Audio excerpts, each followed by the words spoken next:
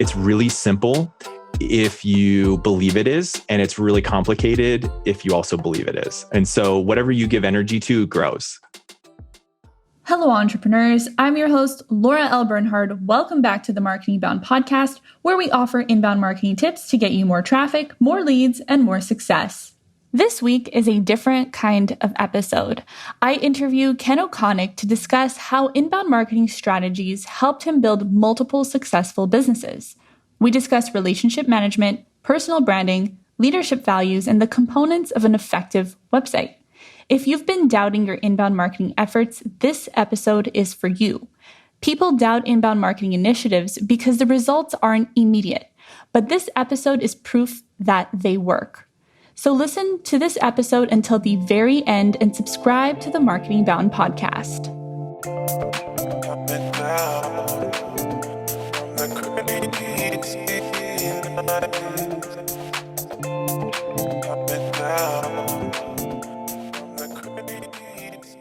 Hi, Ken. Thank you so much for being on the Marketing Bound podcast. Hi, thanks. I'm so excited to be on your podcast today. I know, I'm so excited too. So for everyone listening, I know Ken because we work together. Yeah. We've had a few conversations and we realized that we both had a love for podcasts, and that Ken, as the marketing expert that he is, I was like, oh my gosh, wait a minute. I'm like, you have to come on my podcast. So Ken has a lot of knowledge to share. And yeah, super excited. And I just want to dive in. So I want everyone to know that you have a very elaborate entrepreneurial past. You have a lot of businesses till this day, and you have a job and so many things happening. So I want to backtrack. Tell me, what was your first business? So that's such a challenging question, right? And you don't even know the answer to this, so you're going to laugh. But like my first business, if you really were to count it, it was back to like when I was like 11 years old, and my parents, so like a neighborhood, I grew up in a neighborhood. I lived in a very like rural area. So it was very safe. And it was like, there was like a neighborhood group of kids, and we really wanted a trampoline, right? Like that was the thing when you were like 11-year-old, you wanted a trampoline, right? So my dad, being the amazing dad and leader he got like, I started going around the houses, like doing like yard work, picking up rocks, like plucking weeds, like whatever it was to make money. Cause I was like, I'm buying a trampoline. But my dad, he just did the coolest thing is there was an opportunity to buy a couple lawnmowers, and he told me that he would buy them and then I could pay him back, and then I could get my friends to mow lawns with me, and I would get a percent of what they mowed in lawns if I owned the lawnmower. And so we just started mowing lawns. And so at 11-year-old, I had 3 lawnmowers and we mowed lawns. And in one summer, we got the trampoline for the next summer. So I would probably say that was like my first job, or my first business. But then I would say my true like real life world first business was I became a personal trainer, running my own personal training business, right after high school at like 19 years old, where it was like an official business where I like paid taxes, IRS. So I don't know if someone's going to come after me for what the money I made for cash deals back when I was 11 mowing lawns. But so 2-part answer, I guess you could say. I did not know that story about your lawn mowing business, but that was so awesome of your dad. So many lessons that you must have learned. The fact that you were taking a percentage off of your employees and like the whole, damn, that's a good lesson to learn at 11. Yeah. And I started with 3. And I think if I remember correctly, because I stopped right after high school because I had a scholarship and I was leaving. And so I sold all of them. I think I had 9 by the time that, when I graduated high school. So you grew your business? Tried to, yeah. My dad was a huge part in helping that, obviously, but it was really all I got to do was just like, meet friends and, have like get really good tans and be outside in the summer in Alaska, which you want to take full advantage of every second. And so, yeah. Okay. Well, you mentioned Alaska and everyone's like, what? You live in Alaska? So I'm just going to give them a moment. But yes, I already knew that. Ken does live in Alaska. It's pretty awesome. If you have questions for him, reach out to him on LinkedIn. He would definitely chat to you about Alaska, but he has great stories from that. So everyone knows. I think it's pretty amazing that you grew your business. Really like that you emphasized wanting tens, and that's why you did it. So like, let's move on to your first official, and I'm air quoting here for everyone who's listening, Sure. official business. So what made you decide to start into training? Probably because you loved athletics. And yeah, did you see a need? No, by no means did I see a need. I was not that thoughtful. It very much was, I was motivated to be in shape and healthy. And the story kind of goes behind that. When I was younger, it was a couple of things. Is my dad has really bad diabetes. And I was told at like 14 years old that the chances of male, what was it? Passing it off to their son, right? So like the genetics of me or the hereditary gene was like a 95% that I was going to be a diabetic. And I was like, so 5% means that I don't. So like, what do I need to do that? And so becoming active, becoming healthy was ultimately one of my most, important goals at that point. And we didn't have a lot of money as a kid growing up. And so getting a gym membership was like completely out of the question. And so I found out when I was 16 years old, I could get a job at a local gym and get a free gym membership. So it literally was just a decision through, personal benefit to be healthy, to not, prove a doctor wrong about getting diabetes. And then also to, trying to get the most bang for your buck and getting a free gym membership. And so started in the gym doing that. And then through that, I got to meet personal trainers, and they were like happy and athletic, and they were getting to like engage with all these, employee or members at the gym.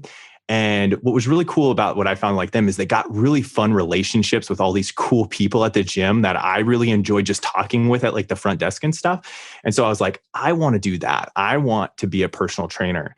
And it also fit to my needs, as I was a terrible, student. So like school was a huge challenge for me, and I could go get like this like certification and then start training people. And so I was like, done. And so, that's what led me down that path. I love that, because this reminds me of, how every like 16, 17-year-old, we're all like confused. What do we do? And then your parents are like, they're kind of pushing something on you. And it seems like your parents were just like, no, we fully support you. Do what you need to do. Right. So follow-up question. Okay, this is how you get into training. How do you start your own business?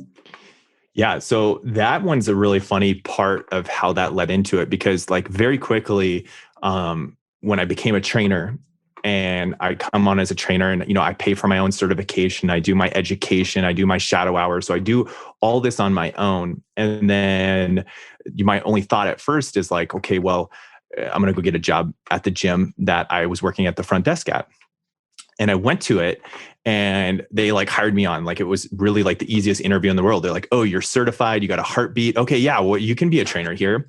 But I didn't realize that to be a trainer there, you had to sell yourself. You had to go engage in people. There was no system in place to be an employee really. Like you had to go get clients, engage clients, help those clients, service those clients. So you're like doing the customer service, you're doing the sales, you're doing the collections, because if they don't pay the gym, you don't get paid. And I started looking at all these things and I was like, okay, so I have to do all these things to get paid as a trainer, but the gym is getting how much money and I'm getting just this little chunk, but I'm doing all the work to get it. It didn't make any sense.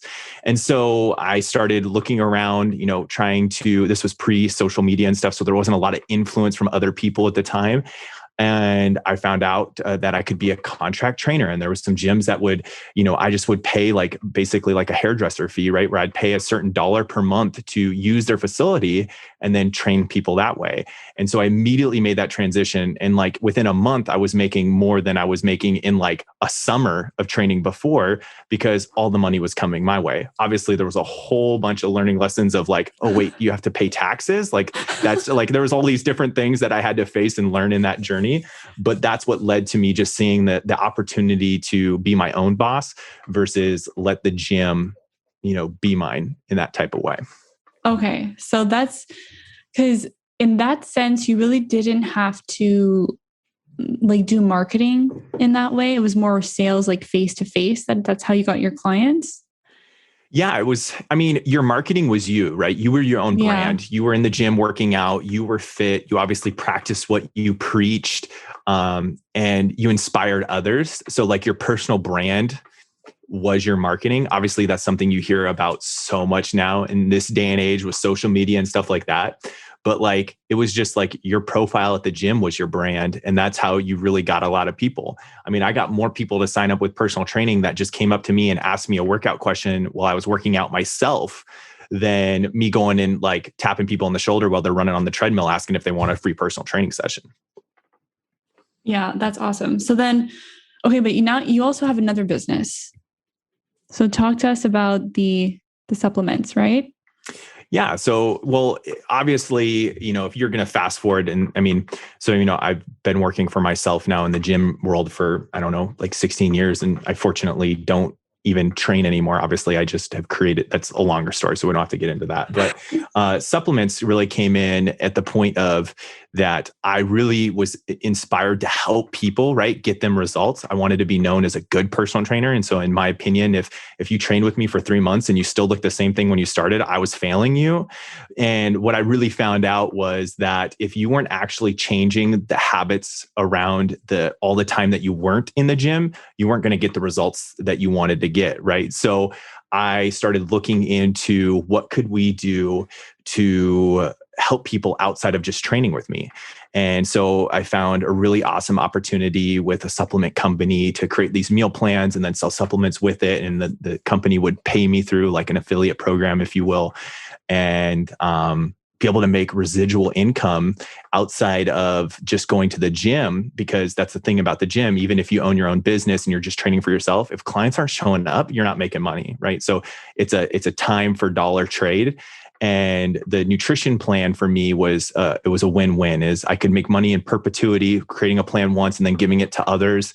And then also to make residuals based on a consumable product, right? So if you have a protein shake, you eat a certain amount of protein on a monthly basis, you're going to keep ordering that protein, which then I can get residuals from that. And so, and then also the most major benefit of it all is I was actually helping people get even better results than I ever did before, the ones that were doing nutrition plans versus wasn't. So it was a win-win-win, if you will, across the board with that. And it then sparked my second business. Okay, so all that is still happening, but now you're focused on a new project. Yes. Okay, so tell us about Beacon. Right. So March 23rd, I know the exact day, is when I started at Beacon Media and Marketing, and it is a marketing company. And you're like, wait, what? This fitness guy is doing marketing? Like, how does that happen? And it was two different motivations for me that led me to go into marketing. One, some burnout to some stuff in the fitness industry and wanting to spread, my perspective and my experience to a different world, because I saw transferable parallels in what I'd learned in fitness and sought out their opportunity there in marketing. And the second, I just wanted a new challenge. You do something long enough and you find some success, and I wouldn't say that I'm ridiculously successful in the fitness world, but it's created success for me that I wanted a new challenge. I wanted to learn something new, push myself and get into a different realm. And marketing, because of all the personal marketing and through the businesses, marketing through that and helping other people, coaches, trainers do the same thing. I was like, I really want to get into this for a more business, aspect of helping other people do that through their business. And so a year ago was started at Beacon, and it was the very first day of the pandemic, at least here in the Anchorage area or the Alaska area, where the 23rd was the exact day that the first stay-in orders took place. It was funny enough, as I was starting a new job at our marketing company, and I was forced to close doors at our personal training studio because gyms, theaters, and entertainment centers were closed down for no social gatherings, right? Because of the pandemic. And so I started this new opportunity, but then also was closing down one in a short term because of the situation. So it actually ended up being really beneficial. Crazy how things happen. On our side, everything closed March 13th. And I remember it's my grandmother's birthday. And that was the last time I saw her and gave her a hug. Oh, have you not given her a hug yet? Have you seen her yet? I've seen her, but we always stayed far away from each other. Yeah. Oh, wow. Yeah, because she was at risk. So we had to like be super careful. So I haven't hugged her yet, but I will. We're planning on it next week. Oh, that's amazing.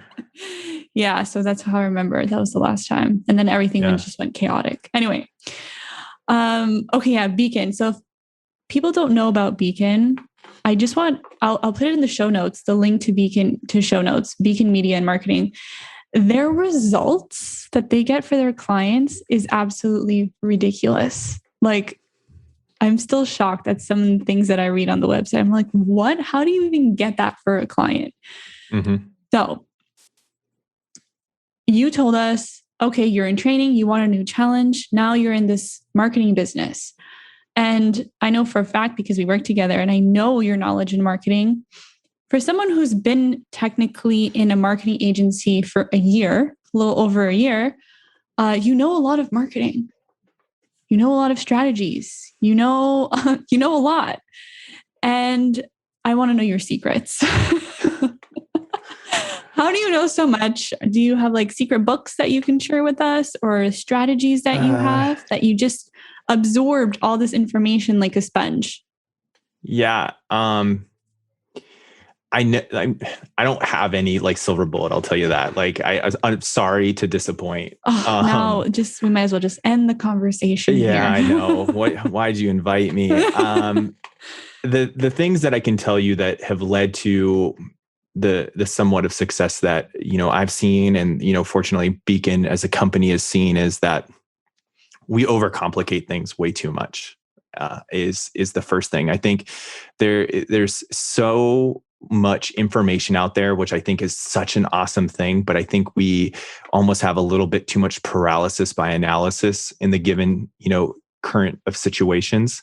And so what I have found in marketing is that it's really simple if you believe it is, and it's really complicated if you also believe it is. And so whatever you give energy to grows. And so what I decided when I came on the marketing company is I was going to learn how to relate to business owners, which fortunately enough, I was a business owner myself, so I could really relate to them too as well, and speak to the most important thing that I think matters to all businesses is helping people, right? Because as a trainer, I was only successful as the amount of people that I helped. As whatever business you own, if it's a product you're selling or a service you're selling, the better your product is at servicing people, the better your service is at helping people, is the best thing. And so that's really what I've, dove into is how us as a marketing company can show how well we're at helping people.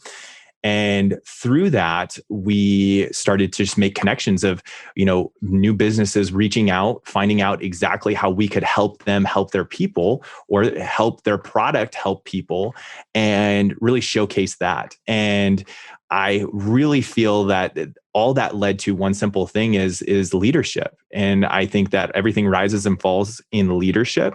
And so I think the true success in it is being someone that's been a student of leadership for a long time, even as I look back to being 11-year-old, leading 2 other people to mow lawns, to where I am now, is that was transferable both internally in the company that I'm currently working with, but externally to the clients that we were helping, and shifting their perspective on how they were servicing their clients or marketing their products.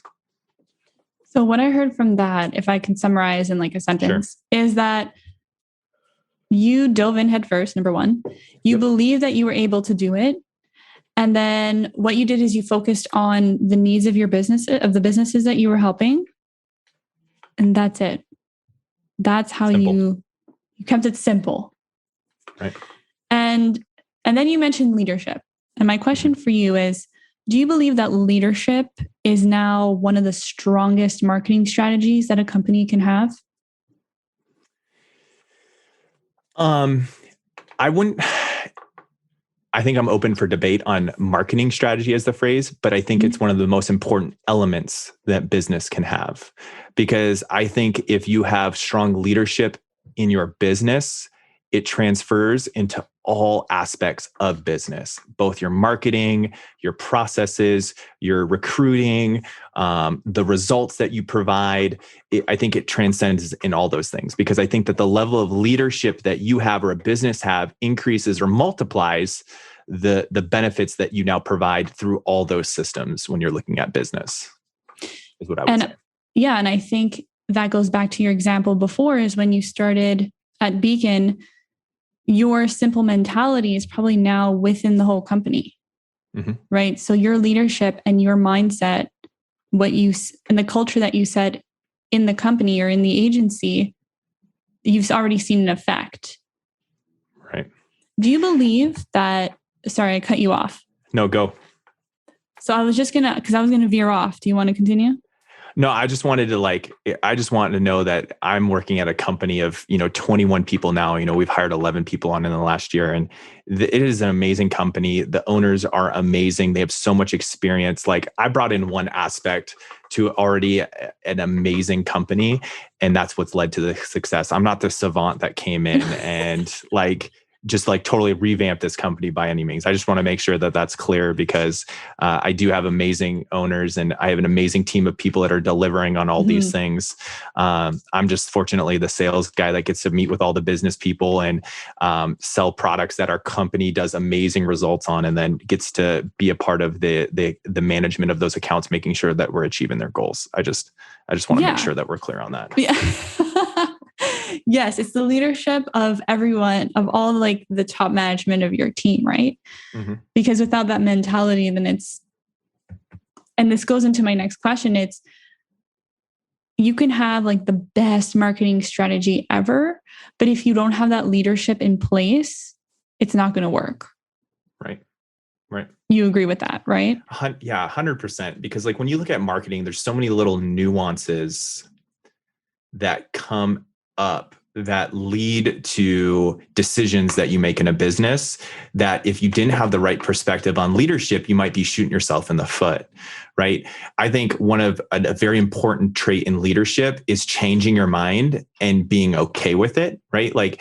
And owning that. Making a change for your business, direction, or a product or service that you're offering, and making that change and being okay with that and owning that.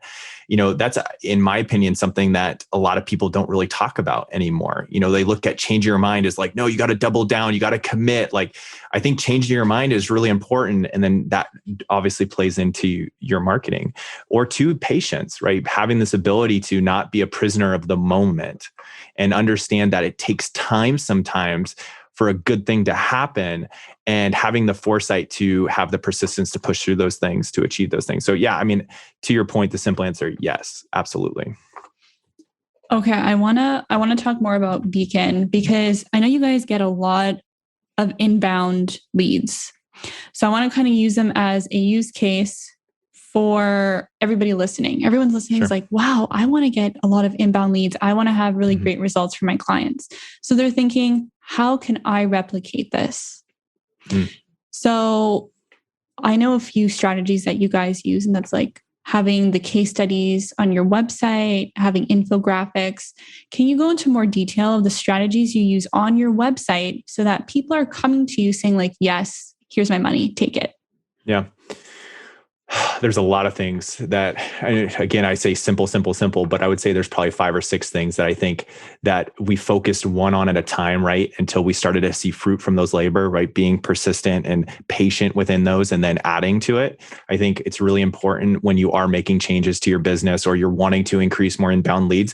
Don't go change a whole bunch of things at once and then expect, because you don't know what you changed and what led to a result, right? So again, knowing one thing at a time. And so one of the first things that we did at Beacon was really focus on specific verticals.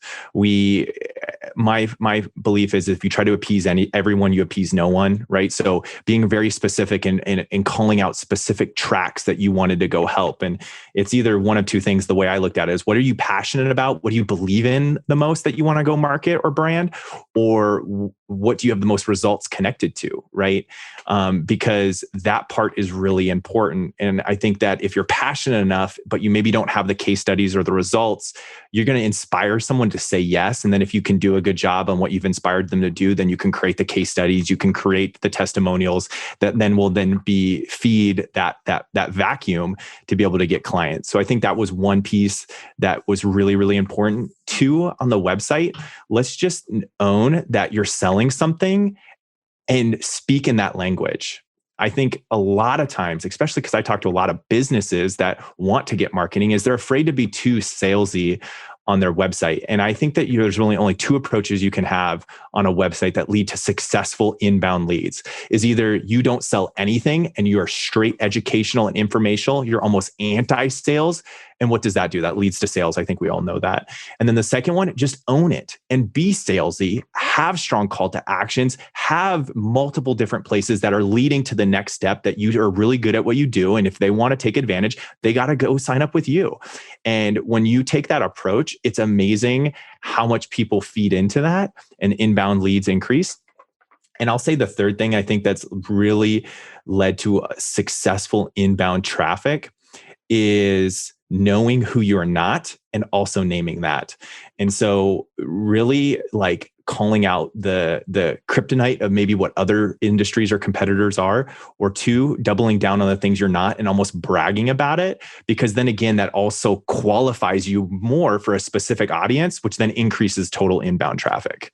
I would say is the three initial things that we did in the beginning. And then there's probably many more that we did after those three things. But I would say if you did those three things and spent like a month on each one, you'd be really amazed on how each one feeds into the other and grows your inbound traffic. I want to focus on that last one. So doubling down on who you're not. Right. Can you give an example for everybody who's listening on how to do that? So let's say someone's listening, maybe they own a small agency or they're just an entrepreneur.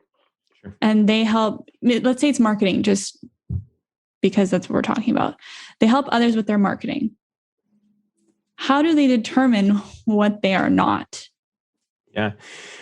Well, in marketing, I think it's really fluid, right? There's a lot of different things that people can or cannot do. And so like if you're not if you don't believe in radio anymore, or you don't believe in TV anymore, or ad buys, literally call that out. Be cheeky with it, because that's going to, one, eliminate people who want that thing that you don't want to go do anyways, right? So let's just save you some time and energy, because it is in my opinion, and understand that this is all my perspective. There's probably people that totally are going to hear this and be like, what is this guy talking about? Granted, I only have a year of experience, right? So but I would argue you have more because you have other businesses. Sure. Right. But being a quote unquote marketer is, the last, 18 months almost at this point, actually.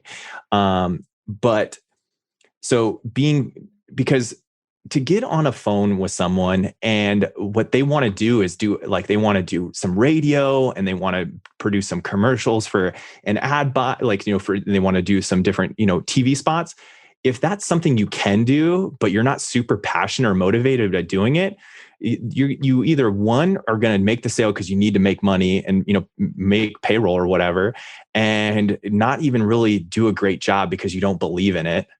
Or two, you spend all your time trying to convince this person to go do Facebook ads, right? Or LinkedIn ads, and they don't even want to do that anyway. So, I mean, it's just, again, it's like knowing who you're not and really calling it out really qualifies you for who you are, and will give more room for the people that should be calling you or the conversations you do want to be having around the services that you provide.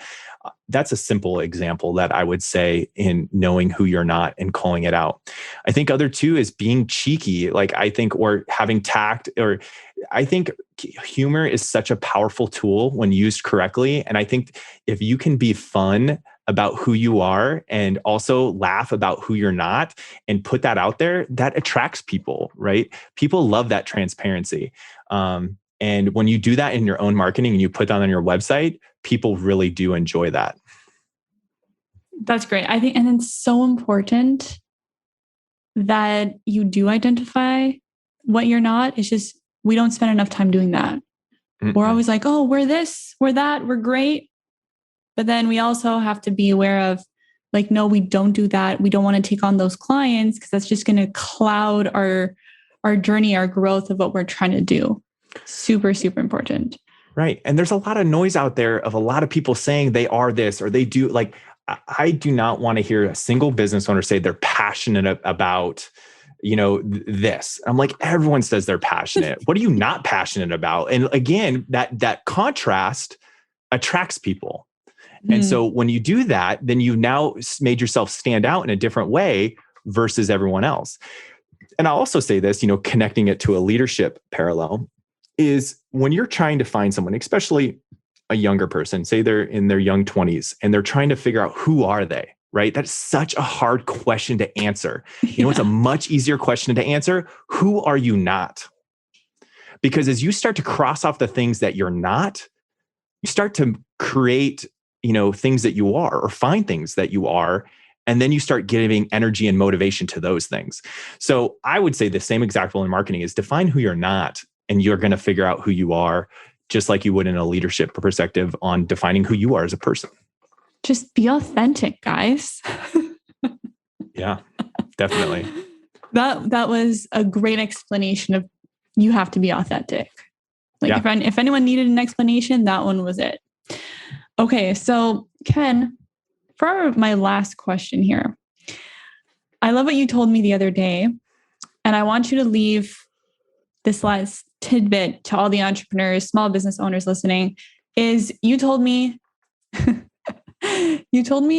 business is business. And you looked at me like, yeah, business is business.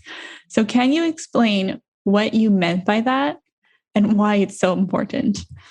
Yeah, business is business. Because your question was, right, the reason why I said that is, how can you be only a year into this? Because I think you were kind of like you and Matt both. I think Matthew was probably more shocked than you were to find out that I'd only been in. He's like, wait, you guys have hired how many employees in the last year? And what were you doing before? And so my answer to business is business is that I'll use this quote, is it's never the wrong thing to do the right thing. And so when it comes to how you attack business is you have to go help people. And I believe that in this world, this thing, money, people want money, they want wealth, they want success. And I think success is, dependent on the person, but money is a transfer of energy. Right. And I think that the more energy you put into something that you have that gives you energy, it becomes that vacuum, like we talked about everywhere. And we have to be helping people because helping people feels so good. Giving feels so good. I use the example like at Christmas, do you like to get gifts or do you like to give gifts? And people always love to give gifts more than they like to get gifts, right? So in business, it's simple, is you give more than you take. You go help more than you put into your own pocket, and it makes it really simple. And so when you take that through a filter of leadership where you're trying to help your employees, you're trying to help your, customers or your patrons or your prospects, and that's your entire focus is that, the energy, right? The transfer of energy always comes back in money.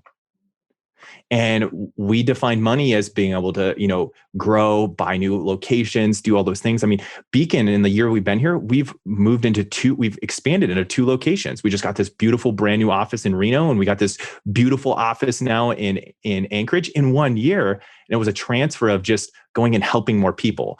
And it was helping 2 different types of people, right? The team that we had, the current team we had, taking care of them, but then also our clients. And I look at it from a servant type of life. I believe that every employee on our team, that I work for them, they don't work for me. And just like our clients, I work for them, they don't work for us, and that type of thing. And it changes your entire intrinsic motivation about how you go about work. That was the mic drop. Yeah, I didn't mean to. I dropped my pen because if you couldn't tell by the movement and stuff, I got some serious ADD. So I apologize for that. No, I would have never guessed, actually, knowing you for the last little while. But Ken, that was a great way to end this conversation. I know we can talk for like another 3 hours. But we'll have to do this again.